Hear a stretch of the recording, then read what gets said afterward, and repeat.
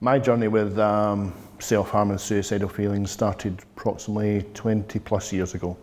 There was a lot going on in my life. I was finding it very difficult to cope. Some of the triggers I had at the time, I had moved to a new location. I was still in the process of making friends. I had a new job that was going okay-ish. I had a relationship breakdown as well. So there was a multitude of things that maybe on their own might have been okay to deal with. But when you start putting them all together, as I say, like building blocks, and another one's going on the top, and another one's going on the top, and another one's going on the top, until you've got this big shaking tower. I was quite an outgoing person. I was often seen down the pub with the lads, if you want, having a laugh and a joke, and couple of beers after work, and you would find yourself maybe want to go home early, maybe standing back from the conversation. You would maybe be feeling a lot more tired than what I would normally be, but I hadn't necessarily done a particularly excessive amount of work that would warrant that tiredness. So those were some of the signs to say, I think there's something happening here. Suicidal thoughts and self-harm thoughts were very much part of my almost day-to-day life. Sometimes you don't actually know when you're struggling. It's difficult to actually look at yourself.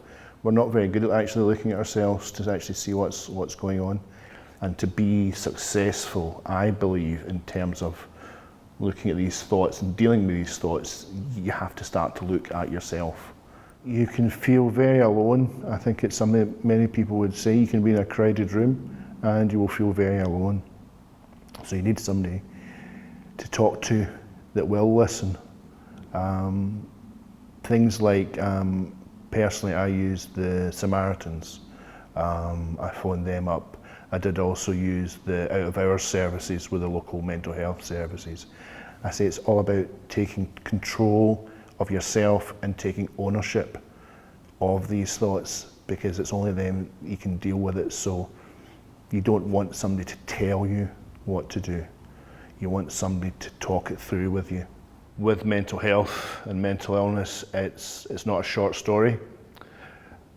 Acknowledge that you have bad days and that it's part of you, but you will have good days too. They are around the corner. They might not seem as if they're around the corner, but they are. Don't ever disregard the importance of rest and relaxation and sleep. And if that means maybe just taking some time out from your work, time out from your friends, time out from social media, get that rest in whatever way you can. Personally, from my point of view, some of the things that I allow me to get rest both in body and mind are things like sitting around a fire pit, often myself with some music to listen to, but it's whatever works for you. Try something, keep trying something. If something didn't work, put it aside, say it didn't work, is there something else? I can try something else, but keep trying. There will be something that will work for you.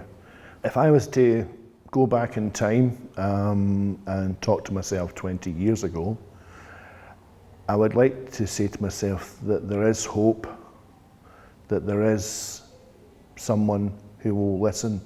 Yes, there will be bad days, but the bad days will come before you have the good days, and the good days will come back.